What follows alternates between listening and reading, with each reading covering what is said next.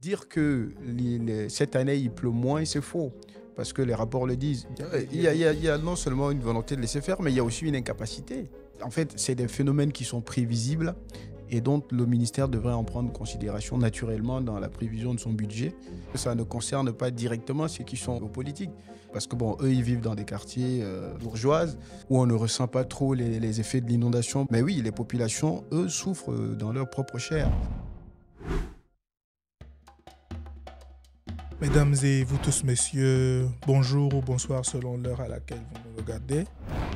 Bienvenue sur Blédard Podcast, votre plateforme qui essaie au quotidien de réécrire l'histoire un peu de l'Afrique et à changer la perception que le monde a de l'Afrique et des Africains. Donc, bienvenue dans l'espace d'Afrophile. Je reçois encore aujourd'hui mon ami, mon compère, mon acolyte sur cette plateforme. Et c'est M. Benjamin que vous connaissez déjà parce qu'il est passé plusieurs fois sur Blédard Podcast et il a des analyses très intéressantes selon les retours que nous avons eus. Donc il est avec nous aujourd'hui et nous avons proposé de changer un peu de scénario. L'idée, c'est de passer à des réactions à l'actualité. Donc nous allons parcourir l'actualité tchadienne, l'actualité africaine, et des faits intéressants que nous avons répertoriés et qui nous permettront de mener à bout ce podcast-là. Et on espère que ce sera intéressant et que vous allez apprécier. Et si ce n'est pas le cas, vous pouvez aussi nous le dire comme d'habitude. Donc, sans plus tarder, on va passer la parole à Benjamin pour qu'il se représente, même si vous le connaissez déjà. Et puis, on sautera dans la sauce. Voilà, merci beaucoup, cher ami Eric. Merci à tous ceux qui sont connectés au Blédard Podcast pour s'enrichir intellectuellement, culturellement. Donc, c'est Benjamin Alamné Minda. Pour fonction, effectivement, je suis donc doctorant. Je fais de la recherche en droit international public et droit international économique. Je suis aussi en parallèle politiste et secrétaire général du cadre de réflexion pour le développement du Tchad, le CRDT. Donc voilà, c'est toujours un plaisir en tout cas de retrouver les auditeurs du Blédard Podcast. Merci Benjamin. Sans plus tarder, on va passer à la première actualité. Et nous sommes en septembre et c'est une actualité tchadienne que nous allons décortiquer en premier et on parle d'inondation naturellement. Et la raison pour laquelle on parle d'inondation, c'est qu'on est en pleine période de crue. Ça veut dire que le niveau du fleuve il va augmenter, il va affecter la vie des gens différemment. Mais avant même de parler de ça, on vient de traverser une période pluvieuse assez compliquée parce qu'il y a eu des inondations, y compris dans des zones où normalement il n'y a pas de pluie du tout dans le désert. Ouais. Et donc on parle de Bardaï qui a été inondé, on parle de Sar qui a été inondé. Le bilan actuel est plus de 340 morts et plus d'1,5 million de personnes qui sont affectées par ces inondations. Et donc, ma première question pour Benjamin, c'est quelle est ton analyse de la récurrence de ces inondations et surtout de la gestion de ces inondations par le gouvernement? Alors, bon, c'est dommage. C'est dommage parce que les phénomènes liés à l'inondation peuvent très bien être anticipés. Nous sommes au XXIe siècle, il y a beaucoup d'hydrologues, il y a beaucoup d'hydrogéologues aussi qui se sont formés au Tchad. Il y en a qui ont fait des thèses de doctorat que j'en connais et qui parfois même nous parlent de solutions assez pratiques pour la gestion de l'eau, la gestion aussi de l'aménagement du territoire. Donc les villes tchadiennes sont malheureusement construites sous un modèle qui n'est pas bien réfléchi. Alors, je dirais même, en parlant même de modèle, je pense peut-être que j'ai dit trop parce que on a l'impression que les villes, enfin les maisons poussent comme des champignons, les villas poussent comme des champignons un peu partout, mais sans véritablement suivre un plan d'aménagement du territoire qui est bien établi avec tout ce qui va comme autorisation. Alors, on donne des autorisations sur le plan foncier, il faut des agréments, etc. Mais ces choses-là ne suivent pas, en tout cas selon le sentiment que j'ai, ne suivent pas un plan d'aménagement territorial bien structuré. Donc ça, c'est un premier problème sur lequel il faut que l'administration travaille. Et ensuite, des villes comme N'Djamena, c'est des villes où chaque année, on a le même problème, l'inondation. Il y a aussi Almessel également à Walia, donc, qui pendant des années arrivait et dont on ne trouvait pas les solutions.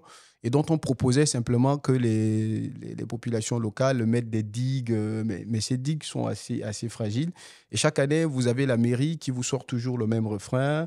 Ils vont avoir un peu de financement, mais finalement, ils vont acheter quelques sacs de remblai par-ci, par-là, de sable par-ci, par-là. Et finalement, cela ne donne pas un résultat assez immédiat. Donc, je pense que c'est l'échec d'une politique, d'un manque de prévision et de prévisibilité sur une politique. Alors, certains disent que bon, l'inondation serait une bénédiction de Dieu, etc. Mais ça, ce sont des faux trucs. On ne peut pas dire aujourd'hui que la manière dont ça tue les gens, c'est véritablement une bénédiction. C'est un échec sur le plan politique. OCHA aussi a fait un bilan, hein, l'organisme humanitaire des Nations Unies a fait un bilan. Donc, il y a des milliers, enfin des centaines de morts, et plus même, tu as parlé de plus de 300 qui sont morts. Et ça, c'est vraiment déplorable. Donc, il y a un échec total sur cette question d'inondation. Et on nous parlait, là, il y a quelques semaines, de nouvelles villes. Bon, finalement, heureusement que certains se sont rétractés de ce projet qui, pour moi, n'avait pas de fondement. Donc, si vous voulez, ce qui arrive à N'Djamena est assez déplorable. Et ma lecture, c'est que je dis, c'est dommage. C'est dommage qu'on n'ait pas appris les leçons de ce qui se passe sur le plan de l'aménagement du territoire et que jusqu'à aujourd'hui, il n'y a pas de plan très clair. En tout cas, ça ne ressort pas du ministère, donc je ne saurais vous le dire. Peut-être qu'ils ont des plans d'aménagement du territoire qu'ils ont cachés aux gens ou dont ils n'ont pas parlé, mais de ma connaissance, je ne sais pas. Il n'y a pas de Ok. plan. Et je voudrais juste lister un certain nombre de faits liés à la situation de l'inondation. Il y a naturellement le fait qu'il y a eu des inondations, mais les réactions, c'est l'aspect de réaction par rapport à cette inondation qui m'intéresse. Il y a le président qui a dit essentiellement que cette année, il y avait moins d'eau que les années précédentes, donc il ne faut pas exagérer. Il y a Madame la maire de N'Djamena qui dit que, en fait, que les gens exagèrent sur les réseaux sociaux. Il y a l'initiative Il faut créer une nouvelle ville. On a l'impression qu'on est au courant, le gouvernement est au courant qu'il y aura un problème chaque année parce que chaque année, il y a des alertes, il y a tout ça qui est mis en place. Ouais. Mais comme on ne veut pas prendre des dispositions, on fait un peu de la distraction. La raison pour laquelle c'est hyper blessant en plus, c'est que les populations les plus touchées n'ont pratiquement jamais l'occasion de dire en fait que ce n'est pas une question de réseaux sociaux lorsqu'on sort de chez soi ou que lorsqu'en pleine nuit, il y a On de l'eau meurt, qui on arrive, meurt, oui, quand des exactement. maisons se Ouais. cassent sur des gens. Euh, je, j'ai l'impression qu'il y a un peu une sorte d'insensibilité par rapport à ce que les gens traversent. Qu'est-ce que tu... Oui, bon, l'insensibilité, mais aussi parce que ça ne concerne pas directement ceux qui sont aux commandes et aux politiques.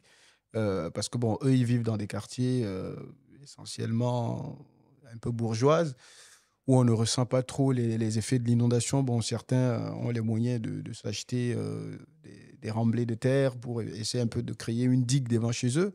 Donc, ils ne ressentent pas trop ce besoin-là de pallier au problème de l'inondation. Mais oui, les populations, eux, souffrent dans leur propre chair. Moi, j'ai lu dans la presse un homme, une femme qui sont endormis, donc une famille, et qui meurent. Voilà, qui meurent comme ça parce que l'eau est rentrée. Et dire que cette année, il pleut moins, c'est faux. Parce que les rapports le disent. Dans les régions comme le Tibesti, où par an, généralement, on a moins de 200 millimètres de précipitations, cette année, on en a plus. Donc le Tibesti, l'extrême nord. Donc vous avez en fait toutes les 23 provinces du Tchad sont inondées. Donc ça, dire que c'est un phénomène anodin, en fait, si vous voulez, c'est la conséquence du dérèglement climatique et qui continue à s'accentuer. Et nous, on a encore beaucoup plus de fragilité, puisqu'il n'y a aucune politique qui est menée pour prendre des solutions idoines et trouver des mécanismes qui nous permettent justement de remédier à ce problème-là. Donc, déjà, si le sac de ciment pouvait être réduit, je pense que les gens auraient tendance à quand même construire des maisons où il y aurait probablement des fondations qui seraient beaucoup plus élevées. Mais quand vous avez le sac de ciment qui est très cher, alors même qu'on en fabrique dans nos raffineries, ça prouve combien il y a une contradiction entre ce que les politiques mettent en avant comme étant un phénomène naturel, une bénédiction, et le fait que leur responsabilité sur le plan du terrain n'a jamais été acceptée et endossée comme telle. Donc, pour moi, je suis sensible à la population et je trouve effectivement que les politiques sont assez insensibles à cela parce que ça ne les touche pas directement et c'est malheureux. Et en parlant de l'extrême nord, c'est le désert, c'est le Sahara. Oui. Et il y a il y a un article du Washington Post qui est sorti il y a quelques jours. Et cet article-là, essentiellement, dit qu'il faut attendre encore des précipitations. Et ce qui m'inquiète avec cette information, c'est que, les gens ne... Ce n'est pas une information populaire, donc les gens, beaucoup de personnes qui ne sont pas au courant, mais ce n'est pas qu'au Tchad. Il y a le nord du Tchad, donc le désert du Sahara, qui touche le nord du Tchad, le sud de la Libye, Au Soudan aussi. l'Algérie et le Niger. C'est les 4 pays qui ont été cités dans ce rapport qui dit effectivement qu'il faut attendre encore plus de précipitations et d'inondations, littéralement. Donc, les populations du nord du Tchad ne sont pas habituées à gérer l'eau, surtout l'inondation, parce qu'il pleut quasiment jamais. Donc, si pour la première fois de votre vie, il y a une pluie qui arrive et qui emporte tout sur son passage, vous ne savez pas comment faire. Donc, cet état de fait m'inquiète, surtout qu'on a eu aussi, en termes d'actualité, un météorologue qui a lancé une alerte parce que le niveau de flux augmente déjà en N'Djamena et ce monsieur aurait été arrêté. Donc, en réalité, cet ensemble de choses-là indique qu'il y a comme une volonté de laisser faire, de laisser les gens subir. Et après, on peut discuter du ciment, essayer de parler de reconstruction, mais à quel prix, en fait? Il y a non seulement une volonté de laisser faire, mais il y a aussi une incapacité. Il y a aussi une incapacité technique et une incapacité très clairement sur le plan, je ne dirais pas financier, parce que, en fait, c'est des phénomènes qui sont prévisibles et dont le ministère devrait en prendre considération naturellement dans la prévision de son budget. Donc, je pense aussi qu'il y a peut-être un problème d'incompétence sur le plan de la manière dont il faut résoudre le problème.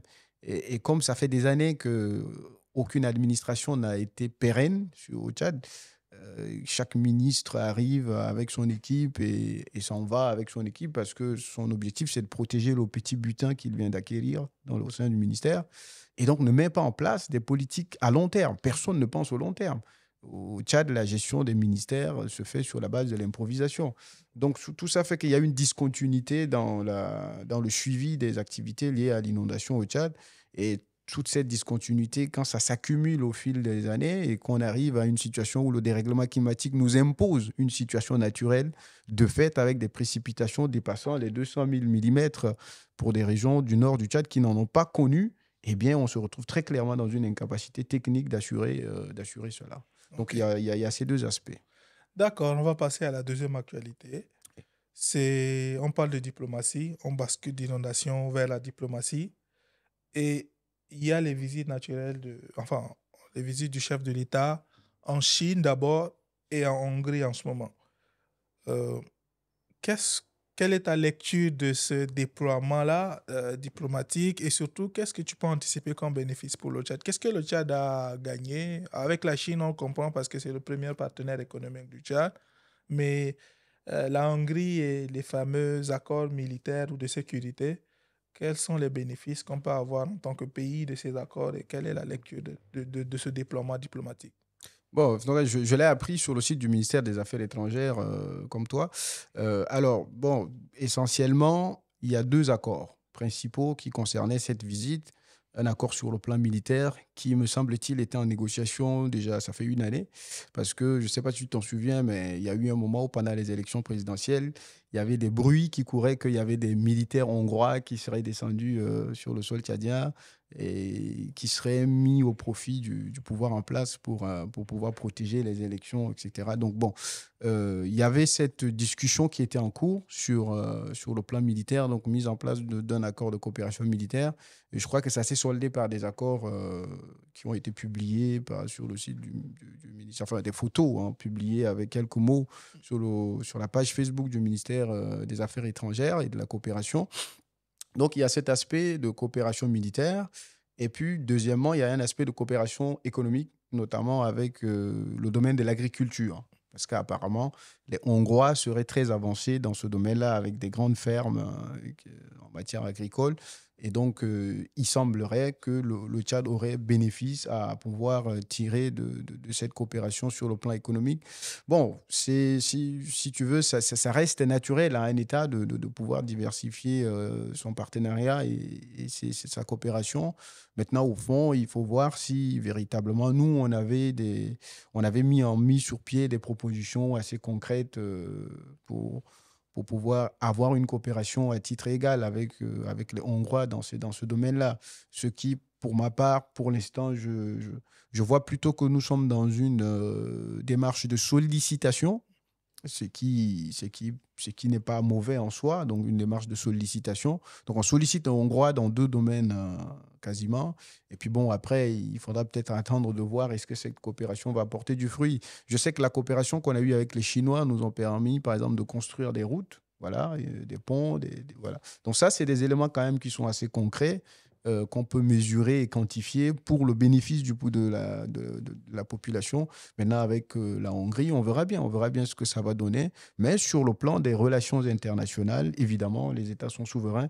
Donc, ils ont la capacité de conclure un accord ou une convention avec n'importe quel État. Donc, c'est dans l'ordre naturel des choses. D'accord. J'ai très envie de développer cette actualité, Mm. surtout parce qu'il y a une, un peu plus d'intensification un peu des accords ou des rapports techniques des entreprises en ce moment françaises et au Tchad ou en termes d'investissement. Parce que j'ai vu que l'entreprise là m'a envoyé des gens ici se former pour repartir et puis acquérir des compétences un peu qui tombent un peu dans le domaine de l'élevage avec les boucheries et tout. Et il y a aussi la coopération culturelle qui s'intensifie. On a l'impression qu'en même temps que les partenaires se diversifient, il y a des coopérations techniques avec des entreprises françaises qui s'intensifient et qui Mm. permettent de créer de l'emploi. Et j'ai le sentiment que ça devient de plus en plus concret pour les gens.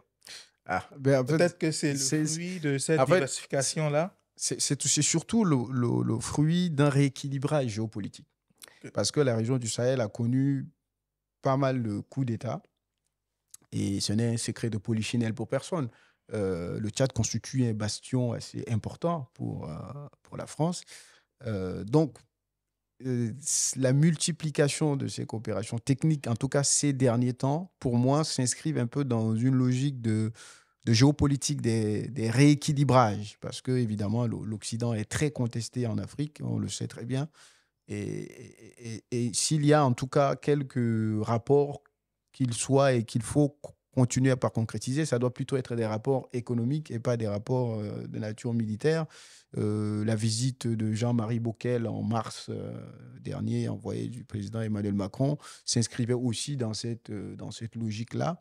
Et donc, ça rentre plutôt dans cette logique de géopolitique, de rééquilibrage un peu des rapports entre le Tchad et certains États occidentaux. Maintenant, bon, évidemment, il faut plutôt voir le bénéfice que le Tchad doit en tirer et surtout se rendre compte aussi des leçons du passé. Donc, ce sont les deux choses importantes que le ministère des Affaires étrangères doit faire ce travail de fond-là, en se disant, bon, si aujourd'hui on se retrouve, nous, le Tchad, dans une position stratégique qui intéresse des partenaires, en ce moment, il va falloir jouer sur ce levier de stratégie pour véritablement endosser des fonds au bénéfice de la population, créer des emplois. Moi, je trouve que la seule coopération dont on a besoin et qui peut nous être profitable, c'est justement la coopération économique et la coopération sur le plan technique. C'est ce que les Chinois ont fait, c'est ce que les Singapouriens ont fait.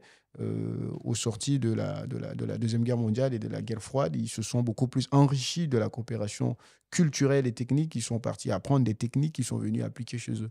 Or, nous, depuis les indépendances, on ne nous parle que de coopération militaire avec les résultats désastreux que vous connaissez très bien.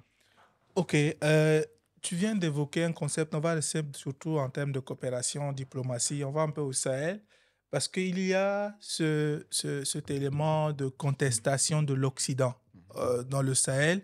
J'aimerais partager avec toi cette vidéo et que tu me dises exactement ce que tu penses.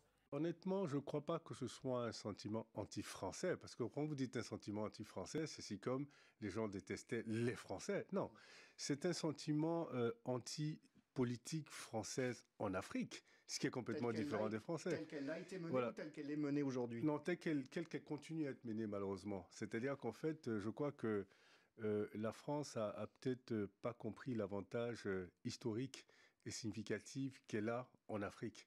Un avantage culturel, un avantage naturel et historique. Ceci dit, l'attitude doit changer. Les peuples changent, les environnements changent. Aujourd'hui, les jeunes sont des jeunes décomplexés. L'attitude que leurs parents et leurs grands-parents avaient vis-à-vis de la France, ce n'est plus la même attitude, sauf que l'attitude des politiciens français n'a pas changé. Et c'est là où il y a certainement un grincement de dents et où vous ressentez ça. Dans le contexte de la guerre en Ukraine, est-ce que les pays africains et les milieux d'affaires, est-ce qu'ils vont devoir choisir leur camp entre les Occidentaux et les Russes? Non, je crois qu'aujourd'hui, les Africains ne doivent pas être mis dans cette position de choix. Ce sont des grands garçons et des grandes femmes indépendants et l'Afrique devait aujourd'hui plutôt profiter de tout ce qui est de cette mutation internationale et se poser une question qui est fondamentale. Quelle est la capacité à être autosuffisant, à être indépendant? Donc, je veux dire, aujourd'hui, c'est des grandes questions que les leaders africains devraient se poser et de ne pas s'aligner à gauche ou à droite. Et de dire, aujourd'hui, quelle est la stratégie que nous mettons en place pour être indépendant, pour être autosuffisant, pour pas on ait à nous demander qui on choisit pas. Non. On voit quand même pas mal de drapeaux russes en ce moment dans certaines capitales. Avis, franchement, que ce soit le drapeau russe ou le drapeau allemand ou le drapeau américain, non, il faut que ce soit leur propre drapeau qu'ils affichent. Ma question, je veux l'orienter un peu, surtout dans... je veux d'abord que tu dises ce que tu penses de cela, mais je voudrais demander ton regard par rapport à l'amalgame qui est souvent fait. J'ai l'impression que lui clarifie exactement ce qui ne va pas, au lieu de balancer un terme bateau, comme si sentiment anti-français, comme si on détestait la France dans son entièreté, tout ça, alors qu'il y a des éléments humains, culturels et historiques qu'il évoque, qui ne sont pas en question.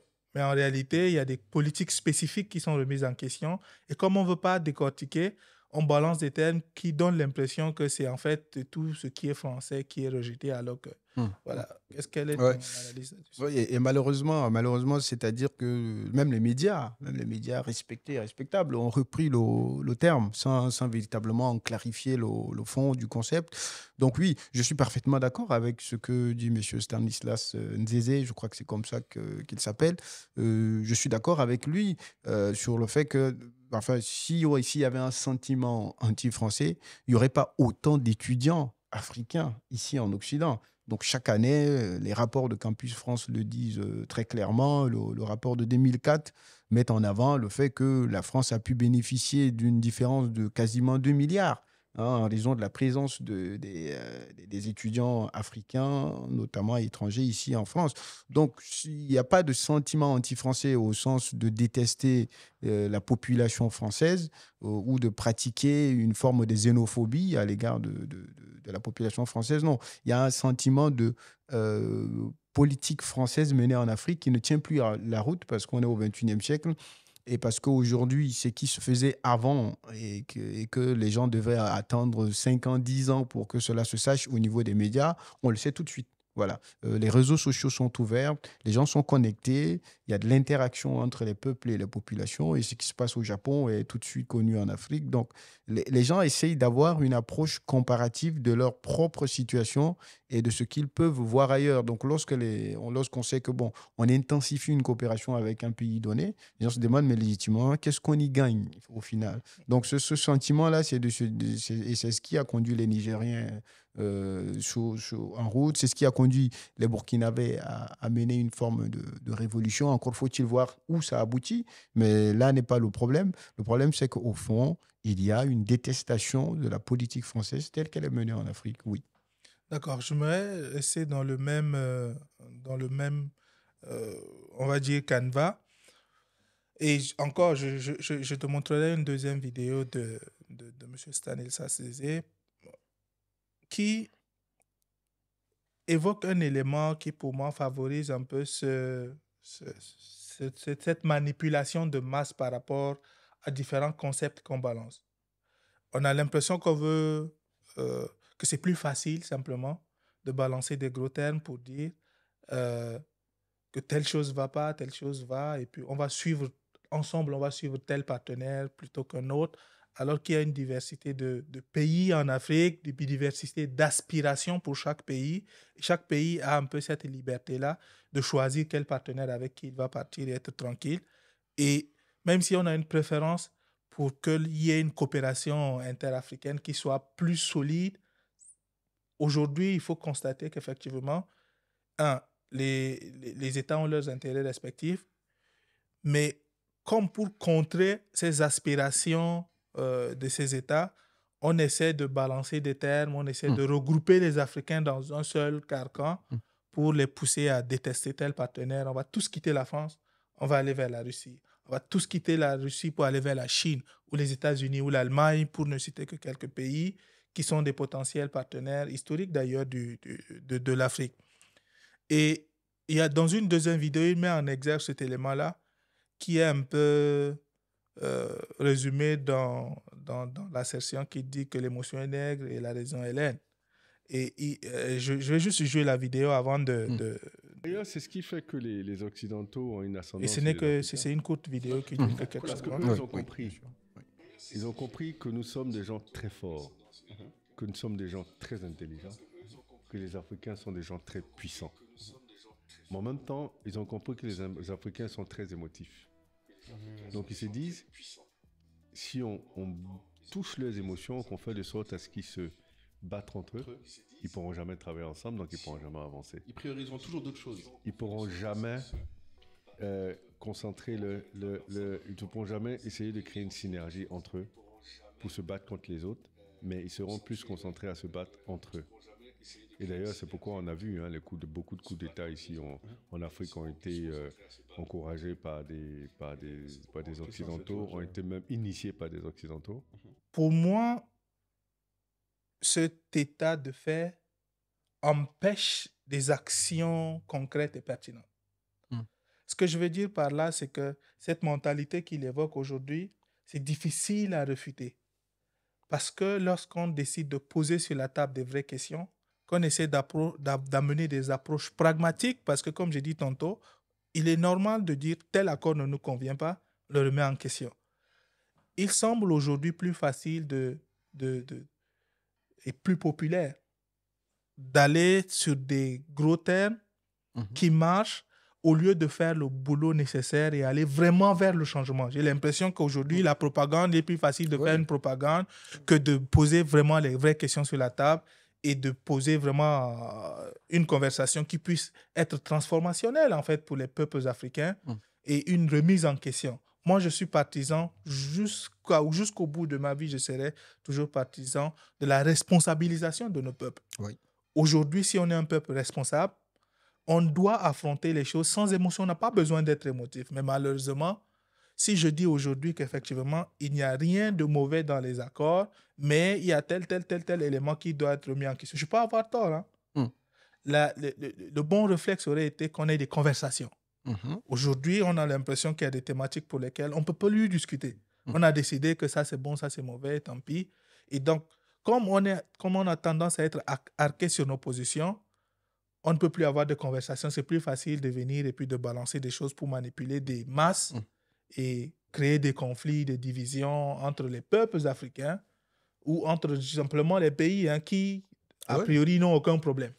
Oui, c'est malheureusement un état de fait même qui constitue une forme de désunion au sein même de l'Union africaine. L'Union africaine qui, à la base, a été fondée sur l'idée que nous n'avions qu'un seul adversaire, c'est le colonisateur, et que sur la base de cela, il faut que tous les Africains puissent se réunir pour s'affranchir du joug colonial. Bon, la colonisation a été octroyée pour certains, au bout de la lutte pour d'autres, notamment des pays comme l'Algérie, ont quand même lutté. Pour les États africains d'Afrique noire, c'est moins le cas, parce qu'il y a eu plus de signatures de décrets à partir de Paris que de véritables luttes hein. Donc c'est le même problème qui revient, la problématique de la désunion qui a été abordée par Kwame Nkrumah à l'époque, hein, Africa must unite, hein, le disait-il. Mais le résultat des courses, cette idée a été un peu en partie reprise par Kadhafi, plus tard liquidée. Et donc, on est, si vous voulez, sur des déséquilibres où justement la géopolitique mondiale essaye toujours d'imposer une forme de marche à l'Afrique. Parce qu'on dit toujours aux Africains, vous devez vous aligner sur les standards internationaux. On ne leur a jamais demandé quels sont les standards que vous voulez. Ouais, donc, il y a un véritable contraste entre ce qui se fait à l'international et ce sur quoi on est tenté de nous embarquer. Le plus souvent, c'est nous qu'on embarque. Et nous, on n'a jamais embarqué personne, finalement. Donc, il y a cette problématique qui fait effectivement que dans nos États, le phénomène du slogan marche, hein. Le slogan, aujourd'hui, si vous avez envie de faire un coup d'État, il vous suffit de sortir l'étiquette France dehors. Et puis finalement, vous avez la rue qui vous suit, sans finalement se questionner si au fond, il y a un programme politique, il y a un projet derrière, est-ce qu'il y a du sérieux, il y a de la consistance. C'est pourquoi, pour ma part, certains coups d'État qui ont eu lieu en Afrique, je suis assez réticent de me prononcer dessus parce que je ne connais pas le programme politique derrière. Je ne sais pas qu'est-ce qu'il y a de sérieux là au fond. Je sais simplement que les gens ont suivi parce qu'ils en avaient marre de voir les têtes qui étaient là continuer à rester, ce qui est légitime et ce que je comprends au fond. Mais si vous voulez, il n'y a pas de travail sérieux qui est fait. Donc, on est toujours dans une optique. C'est vrai qu'il y a cet aspect émotionnel, mais aussi parce que culturellement, les Africains, on a perdu un peu de notre identité. On a du mal à trouver une identité commune à nous-mêmes qui nous permette de nous développer. Prenez les États du Maghreb, le Maroc, par exemple, où je vais souvent. Vous aviez, en tout cas, en dépit de toutes les velléités qu'il peut y avoir sur le plan de la population, etc., personne ne remet en cause la royauté parce que c'est un emblème d'unité culturelle et sur la base duquel tous les Marocains sont en accord.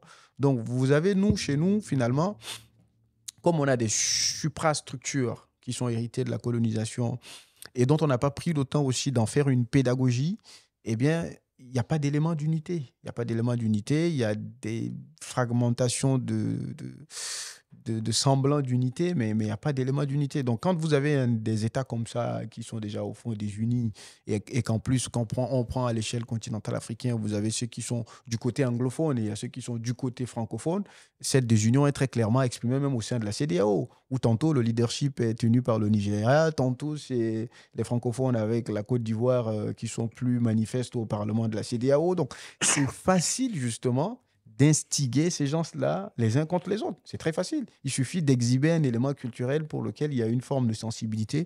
Et là, hop, tout le monde saute dessus. Et donc, oui, je suis d'accord avec ce que tu dis. Il y a beaucoup de slogans, il y a beaucoup d'émotifs et il y a très peu de soucis du projet concret au fond. Pourtant, il y en a qui travaillent aussi. Et il faut peut-être que nous prenions exemple sur les Chinois, hein. Les Chinois sont longtemps restés dans le silence. Mais à un moment donné, ils se sont plutôt mis à travailler dans le fond. Ils ont envoyé des ingénieurs étudier. Ils ont bénéficié des mêmes aides au développement que nos États africains en bénéficient. Mais ils en ont fait un outil de développement et pas un outil de désunion. Mais donc, c'est pour ça que c'est justement pour la raison pour laquelle, pour moi, la responsabilisation, je reviens dessus parce que si on n'est pas capable d'être responsable de notre destin, quelqu'un d'autre le fera. En relation internationale, l'une des phrases les plus célèbres, c'est que les États n'ont pas d'amis que des intérêts. Moi, je ne crois pas à toute la gentillesse où tel pays ne nous aime pas, tel pays est mieux. Je ne crois pas du tout à ça en termes de relations internationales. Il n'y a que le réalisme qui compte en relations internationales. Si chaque État s'engage dans des rapports en calculant ses intérêts, je gagne telle chose avec tel pays, donc j'y vais, il y a une chance que de façon objective, on puisse se réunir autour de quelque chose en Afrique. Que ce soit, comme l'Europe avait commencé d'ailleurs par la coopération sectorielle, qu'on puisse se retrouver autour de, je sais pas, l'électrification de l'Afrique, la création de marchés communs et tout ça, ça reste vague. Il y a des pochettes très spécifiques. Si on est capable de travailler autour de certains secteurs, c'est pas parce qu'on est africain qu'on s'aime.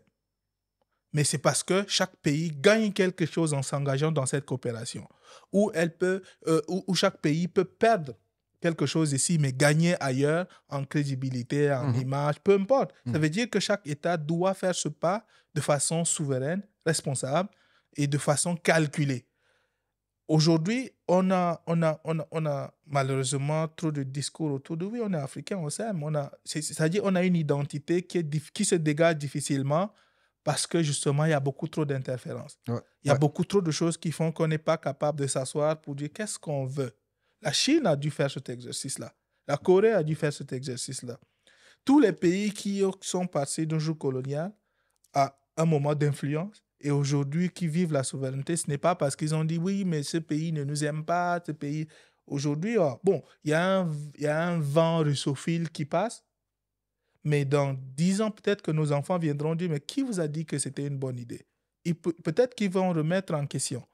Le nouveau mouvement anti-français en Afrique aujourd'hui, je dis nouveau parce que c'est comme une sorte de retour à un combat qui a eu lieu déjà il y a quelques décennies, parce que j'ai échangé ici la dernière fois avec M. Francis Alupo, qui a dit mais c'est le combat de sa jeunesse. Aujourd'hui, on fait comme si c'était un nouveau combat, mais non. Ça veut dire que si la première fois on a combattu et que ça n'a pas marché, peut-être qu'il faut changer le fusil d'épaule. Peut-être qu'il faut changer l'approche. Ce n'est plus en insultant, ce n'est pas avec des propagandes qu'on va dire tel pays ne nous arrange pas, tel pays nous arrange.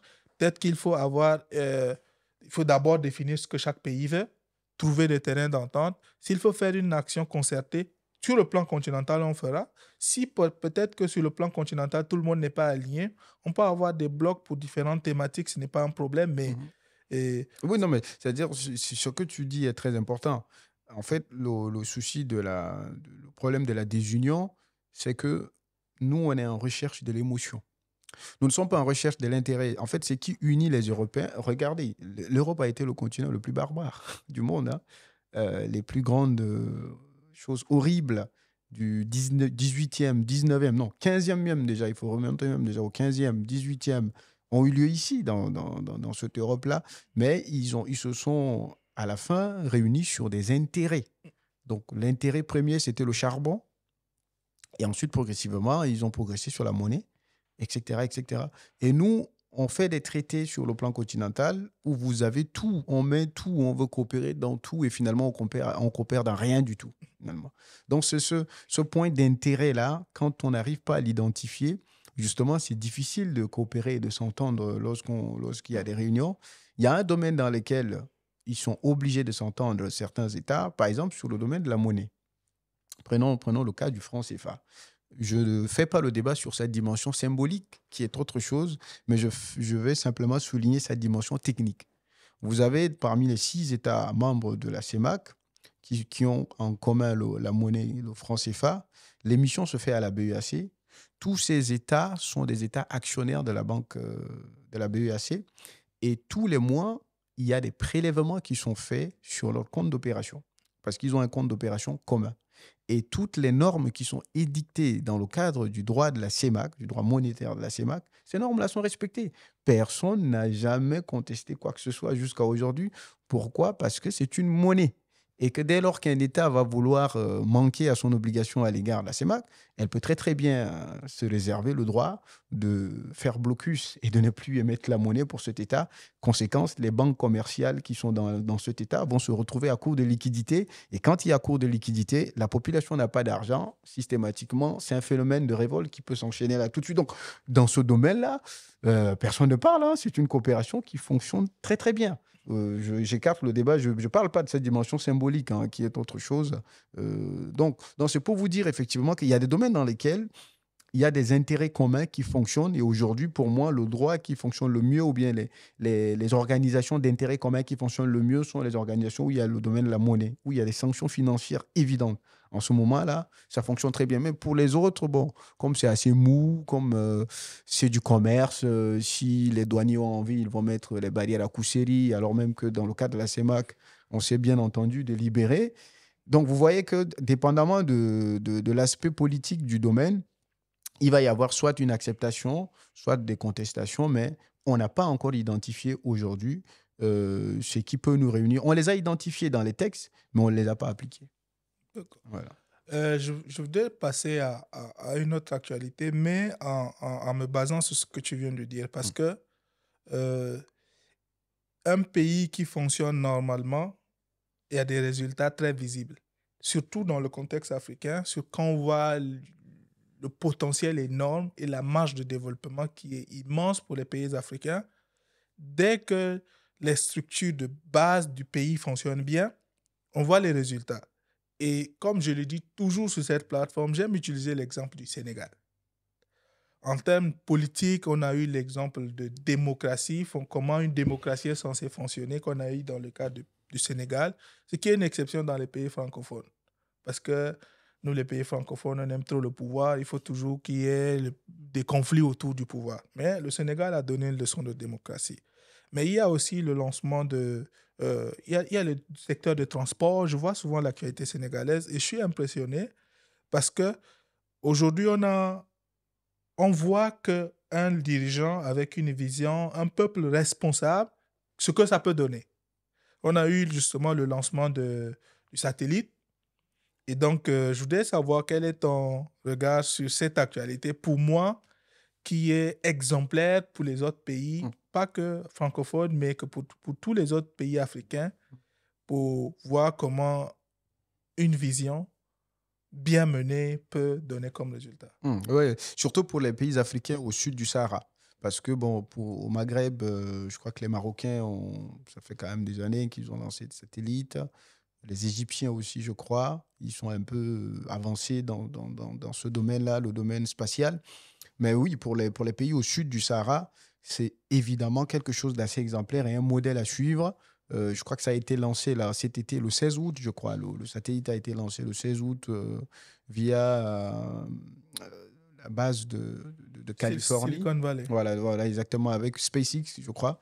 Donc, c'est un satellite qui a une fonction, pour l'instant, bon, ceux qui sont spécialistes de la conception le disent que c'est un satellite qui a pour fonction essentielle de récolter des données, de voir un peu d'évaluer le niveau de l'eau, des choses comme ça. En voilà une solution pour l'inondation au Tchad. Hein. Bon, espérons qu'on ait des ingénieurs qui arrivent à concevoir cela pour qu'on arrive à identifier et à avoir des prévisions très claires. Donc, prendre un peu la température, le niveau de l'eau. Donc, je pense que les Sénégalais peuvent dire que sur le plan de la météo, ils n'auront pas beaucoup à envier à d'autres opérateurs. Ils peuvent très, très bien avoir leur température, savoir combien il fait à Dakar. Et puis... Oui, mais dans ce cas, ça veut dire qu'au lieu que chaque pays dise que je veux lancer mon satellite, pourquoi est-ce on ne s'unirait pas. On ne s'unirait pas pour avoir d'autres satellites avec le Sénégal en tête comme lead, parce que le Sénégal nous a montré qu'il est capable de faire ça.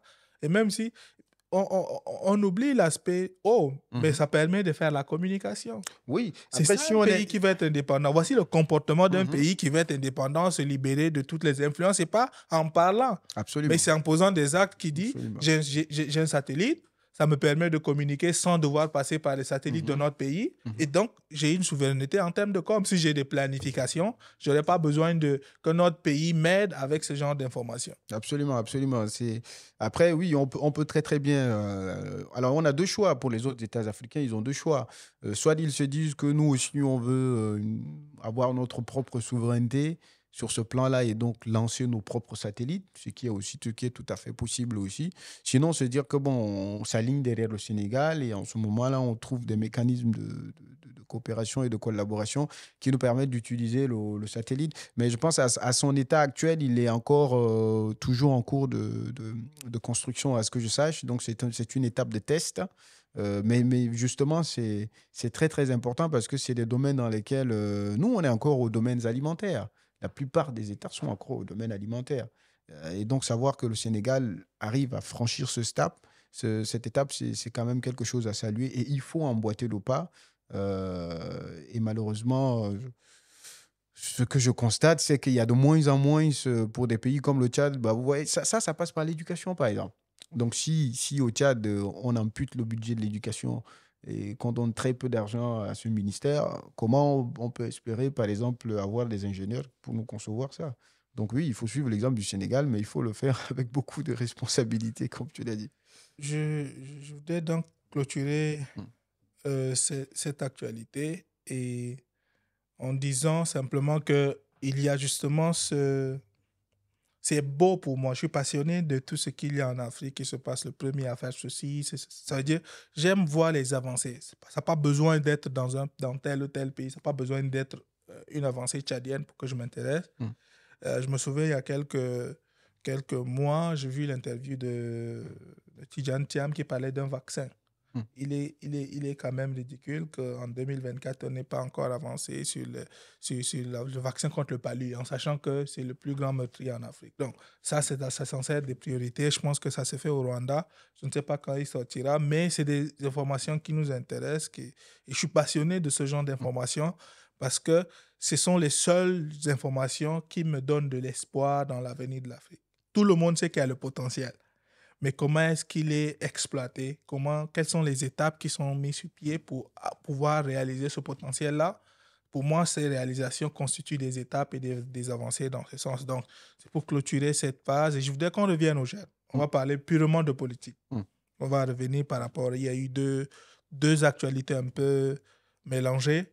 Il y a d'abord les rumeurs du retour du président des transformateurs, Succès Masra, à la primature.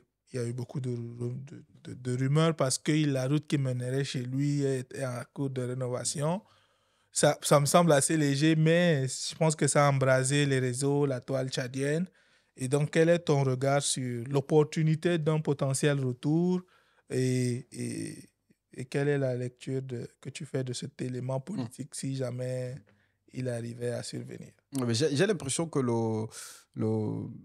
c'est parti des Tchadouans, hein, je crois, l'information qui a circulé. Bon, c'est des rumeurs, donc je laisse le qualificatif rester en vigueur. C'est des rumeurs, donc je ne peux pas le confirmer ni l'infirmer en tant qu'observateur de la scène politique tchadienne. Alors, l'opportunité de son retour, il l'a lui-même dit, c'est-à-dire que il a mené un gouvernement pendant 6 mois quasiment, et dans lequel il n'a pas eu les moyens de sa politique. Donc, dans ces conditions, je ne sais pas. Franchement, mener un gouvernement juste pour mener un gouvernement et être Premier ministre juste pour être Premier ministre, je n'en vois pas l'utilité, à moins qu'il y ait des garanties assez évidentes et assez fortes pour véritablement gouverner comme il le faut, parce qu'un Premier ministre doit gouverner, même si la Constitution du Tchad accorde beaucoup de pouvoir au président de la République. Normalement, un Premier ministre est censé gouverner. Donc, l'opportunité de son retour sera appréciée en fonction vraiment des conditions qu'il aura à discuter avec le chef de l'État actuellement. Maintenant, la logique globale des transformateurs aujourd'hui, j'ai l'impression qu'ils s'inscrivent dans une logique de cogestion. Alors, je ne peux pas l'affirmer ni l'infirmer parce qu'il y a la convention qui sera tenue là en octobre, dans laquelle le président Masra va se prononcer sur quel est le cap qu'il faudra suivre finalement depuis que les élections présidentielles sont passées, élections qu'il continue à contester parce qu'il réclame encore sa victoire. Donc, maintenant, est-ce qu'il a les moyens de s'approprier cette victoire ? Évidemment que non. Jusqu'à aujourd'hui, ça devient encore très compliqué. Donc, la bataille va se jouer sur le plan des législatives, peut-être, avec un découpage électoral morcelé et qui ne répond pas aux réalités démographiques du Tchad. On en parlera. Voilà, dont on sait très bien. Donc, apprécier l'opportunité de son retour, ça sera fait en fonction des circonstances et des conditions qu'il aura à poser au président. Et aussi, la logique de cogestion, je pense que ça va être confirmé d'ici là. Mais pour le reste, évidemment, c'est des rumeurs. Donc, je laisse les rumeurs circuler.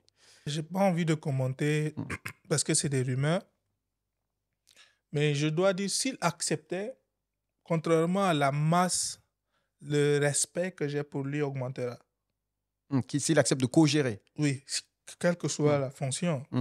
Parce que quand je dis qu'il n'accepte pas à l'aveugle, bien sûr, mais qu'il accepte avec des conditions, avec la possibilité de gouverner vraiment, avec un gouvernement qui met à sa disposition des moyens, pour moi, le respect que j'ai pour lui va augmenter, essentiellement parce que je sais que ce n'est pas une décision facile. Je sais à quel point ça doit être difficile, après tout ce qui s'est passé, de dire au nom du Tchad, je veux repartir et redonner une chance. Je ne pense pas que la posture radicale en politique soit la meilleure. Donc, quand un homme politique dont on connaît les ambitions se dit, OK, d'accord, je veux quand même essayer encore, en sachant que je ne gagne peut-être rien, mais que le Tchad gagnera quelque chose. Pour moi, c'est un sens de sacrifice pour lequel j'ai beaucoup d'admiration. Donc, il y a ça. Maintenant, je vais rebondir. Tu as parlé tout de suite de la convention. Je sais que ce n'est pas un bilan, on n'est pas les personnes habilitées à faire un bilan, mais depuis l'arrivée des transformateurs et de Dr Succès Masra sur la scène politique, quel est ton... Si je devais te poser la question de donner ton analyse générale du mouvement, pourquoi ça passe toujours pas? Pourquoi ça ne passe toujours pas? Oui. Dans quel sens? Dans le sens de la prise du pouvoir. C'est populaire, mais pratiquement, aujourd'hui, on a l'impression qu'il y a quand même, c'est-à-dire idéologiquement, il n'y a rien à dire sur le message. Personne avec un cerveau fonctionnel ne dirait qu'il ne veut pas la justice, qu'il ne veut pas l'égalité, qu'il ne veut pas un pays qui a une vision d'aspiration de développement. Donc, pourquoi le reste? Pourquoi il y a tout? Je pense que j'ai jamais vu un homme politique autant combattu, y compris par des intellectuels qui comprennent l'importance du message qu'il essaie de faire passer. Pourquoi ça passe toujours pas? Bon, c'est ma lecture par rapport au lancement même du mouvement. Je dirais que les transformateurs ont changé le paysage politique tchadien. En tout cas, depuis 2018, 19, 20, 21, jusqu'à l'acceptation ou le fait de leur donner finalement une existence officielle en 2021, a permis quand même à ce que les gens s'intéressent beaucoup à la politique au Tchad. C'est vrai que dans le quotidien des Tchadiens, il y a une forme de politisation qui existait déjà, mais cette politisation s'est encore exacerbée et a pris de l'ampleur dans le sens positif du terme, bien sûr, avec l'avènement des transformateurs en tant que mouvement politique qui sont devenus eux-mêmes un mouvement principal. On n'entendait plus parler de l'UNDR, on n'entend plus parler des autres partis politiques parce que finalement, le rythme avec lequel, en quelques années, ce mouvement s'est répandu a été quand même assez extraordinaire. Donc, on ne peut jamais aujourd'hui nier aux transformateurs cette habilité à pouvoir amener un mouvement qui a su s'imposer sur la scène politique tchadienne. Donc ça, c'est quelque chose qu'il faut très clairement mettre à leur crédit. Maintenant, pourquoi pourquoi le message n'a pas autant retenti et pourquoi le changement n'a pas suivi comme il se doit? Je dirais qu'il faut du temps. Un changement, ça se fait sur du temps et ça doit mûrir. Aujourd'hui, pour moi, la population tchadienne n'est pas encore assez mûre pour pouvoir suivre le mouvement. Le mouvement a des idées qui sont très, très bonnes et l'aspiration qu'elle inspire est très, très bonne, mais la population n'est pas encore assez mûre et mature pour pouvoir suivre ce mouvement. Donc, je pense qu'il faut encore donner un peu de temps. Donc, 5 ans à peine d'existence, 5 ans à peine, c'est très peu dans la vie d'un État ou d'une nation composé de on parle de 18 millions, mais je pense que c'est exagéré, ces chiffres-là. Je crois qu'on on serait encore moins de peut-être 15 millions de population par là. Donc, sur 15 millions de population, avec plus de 200 ethnies, donc vous imaginez combien de barrières en termes de système de pensée il va falloir briser pour pouvoir faire passer le message. Il y en a beaucoup. Donc, jusqu'à aujourd'hui, évidemment, ça n'a pas fonctionné. Alors, je ne dis pas que ça n'a pas fonctionné. C'est pas que ça n'a pas fonctionné ou ça a fonctionné. C'est plutôt que ça n'a pas été suivi comme il le faut parce que justement, les gens ne sont pas encore assez matures pour suivre certaines instructions, pour, si vous voulez, s'accommoder à certaines révolutions. Alors, la Révolution française a aussi pris beaucoup de temps. Vous savez, 1749, mais on parle de 1789, mais avant cela, vous avez eu des dictionnaires qui ont été écrits, vous avez eu une société qui a commencé à se cultiver avec les Diderot, les Alembert, etc. Donc, ces différents types d'initiatives ont permis au peuple français de s'acculturer d'un certain nombre d'éléments, comme étant la notion d'injustice, par exemple, est entrée dans la culture, la notion de classe populaire, de bourgeois, de clergé est entrée. Donc, tout ça, finalement, au Tchad n'est pas encore au point. Donc, vous avez encore une population qui essentiellement ne se préoccupe que du quotidien pour l'instant et qui essaie de se questionner qu'est-ce que je vais manger après, etc. Et aussi qui est saucissonné par ethnie encore. Donc, vous avez là des éléments qui vous prouvent qu'il n'y a pas encore de sentiment d'unité nationale. L'unité qui est proclamée au niveau de la devise tchadienne n'est pas encore véritablement dans le cœur et dans les esprits. Et je dis toujours qu'il y a un déficit au Tchad, c'est le déficit de la conscience nationale. Il n'y a pas de conscience nationale au Tchad. Ouais. Vous direz ce que vous voudriez, mais moi, je ne suis pas d'accord avec ce point. Il n'y a pas de conscience nationale. J'ai une perspective un peu similaire, mais pas exactement comme celle que tu viens de donner. Ça fait des années que je dis la même chose et je vais réitérer ce que j'ai dit par rapport au combat de Succès Masra et des transformateurs. Il y a une évidence folle dans le message qu'ils véhiculent. Donc, lorsqu'on critique, on essaie de savoir pourquoi ça ne passe pas. Depuis des années que je réfléchis, j'ai dit toujours la même chose. Le plus grand obstacle sur le chemin des transformateurs est que le peuple tchadien n'a jamais goûté aux choses que les transformateurs prêchent. Ce que je veux dire par là, c'est que je vais juste prendre 2 exemples, justice et égalité. Il n'y a jamais eu dans l'histoire du Tchad un moment où il y avait eu la justice. Comment on le sait, c'est que justement, au lendemain de l'indépendance, la première rébellion a commencé parce qu'un groupe a estimé qu'il n'avait pas le même traitement que les autres, y compris l'égalité. Ça veut dire qu'on n'a jamais connu l'égalité, on n'a jamais connu la justice dans l'histoire du Tchad. Chaque régime qui est arrivé à créer une sorte d'inégalité, les parents de celui qui est au pouvoir sont au-dessus du reste. Systématiquement, il n'y a jamais eu cela. Et ça, tant que le peuple n'a pas goûté à ces choses, c'est hyper difficile de dire aux gens, battez-vous pour quelque chose que vous ne connaissez que de façon conceptuelle. Et l'exemple qui m'a permis pour moi d'arriver à cette conclusion, c'est Covid dans le monde entier. Il y a 2 pays, 2 scénarios différents, la Chine et les États-Unis. En Chine, on a dit confinement. Moi, j'étais en Corée à ce moment. Je peux prendre l'exemple même de la Corée. Tout le monde s'est aligné. Tous les Chinois sont restés chez eux.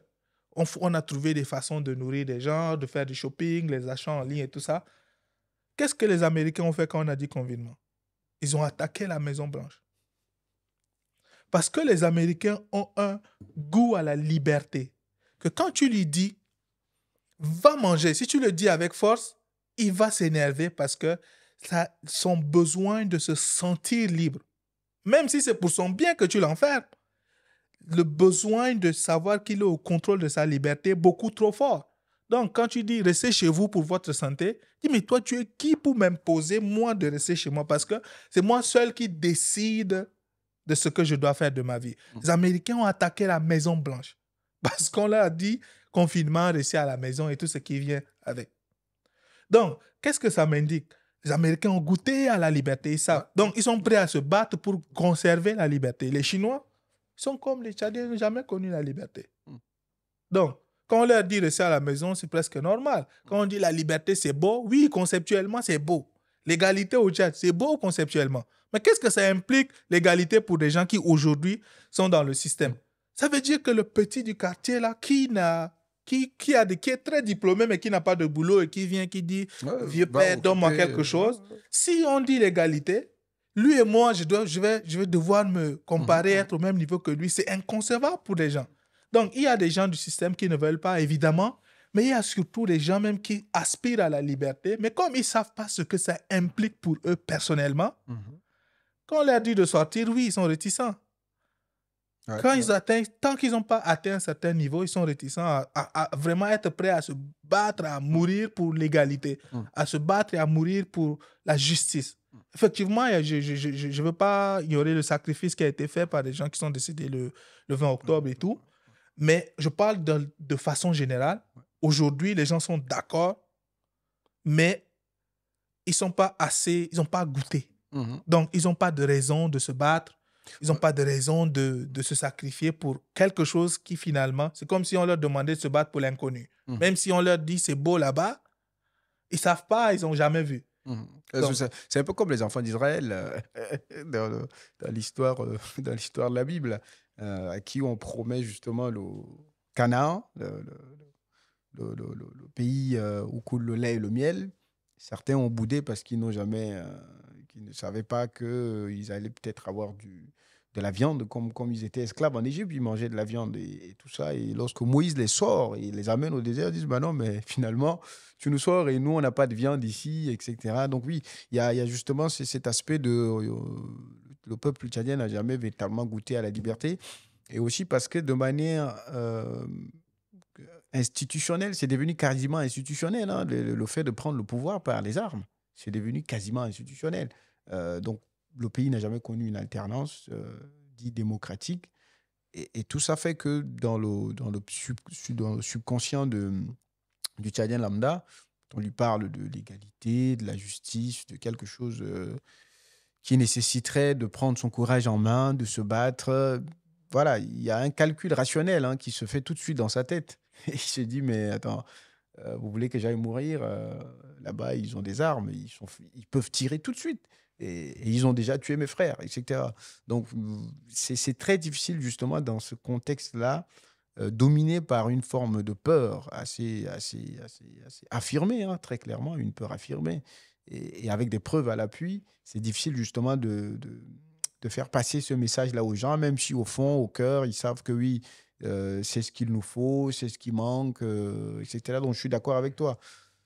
Le fait de ne pas avoir goûté à la liberté, le fait d'avoir connu successivement un État qui a toujours été guidé par des militaires, par des coups d'État, etc., ça ne donne justement pas les prémices d'un véritable changement. Donc, c'est pourquoi le mouvement des transformateurs, jusqu'à aujourd'hui, n'a pas été suivi comme il le faut, parce que justement, c'est dans un très laps de temps. Et je pense peut-être qu'il faut encore laisser un peu plus de temps, continuer le combat de la sensibilisation politique. Et puis bon, d'autres ont choisi les armes, hein, attention. Donc voilà, ouais. Tout ça fait que on est sur des équilibres très fragiles. Et puis bon, faire une lecture, on verra bien si le mouvement entre dans une logique de cogestion. Bon, il va falloir en définir les termes et les conditions de manière assez claire. Parce que ce n'est pas évident de co-gérer au Tchad, en tout cas. D'accord. Ouais. Y a une thématique qui me tient à cœur, on ne pourra pas élaborer parce qu'on est au bout. Oui. C'est les législatives. La raison pour laquelle je pense qu'il faudra repousser, peut-être au prochain numéro, à celui d'après, c'est parce que c'est une thématique hyper importante. Notamment, ça commence déjà à partir du découpage, de l'opportunité, du timing, de la perspective que les gens doivent avoir lorsqu'ils vont aller voter, ils vont parler avec des gens pour les campagnes, la responsabilité des gens qui vont être élus. Je pense que la thématique est trop large. Donc, on va faire un épisode spécial où on parlera de cela. Et peut-être qu'on sera tous les deux, peut-être qu'il y aura d'autres personnes qui vont s'ajouter à nous. Ouais. Mais on va repousser cette thématique à la prochaine fois. Donc, je pense que ça conclut donc notre podcast d'aujourd'hui. Et je te remercie d'être là. Merci à toi, Eric. Merci pour la prochaine fois aussi, parce que je suis convaincu qu'on repassera ici aussi, où on parlera encore du Tchad, de l'Afrique, de l'identité, de toute la diversité et de toute la beauté qu'il y a en Afrique. On essaiera ainsi, à chaque numéro, de faire en sorte qu'on parle de l'Afrique qu'on ne voit pas à la télé. Cette Afrique-là, dans sa diversité d'opinions, de culture, de perspectives, de tout ce qu'il y a, de paradigmes. Donc, on reviendra certainement. C'est un plaisir pour moi de toujours te recevoir. Je te donne le mot de fin pour que dès que je finis, au revoir et bonne journée à tous ceux qui nous regardent. Et puis, on se donne rendez-vous au prochain numéro. Et n'hésitez pas, comme d'habitude, s'il y a des commentaires, s'il y a des questions, si vous n'êtes pas d'accord, surtout, n'hésitez pas à nous envoyer des messages, des likes, partager, tout ça. Et rendez-vous au prochain numéro.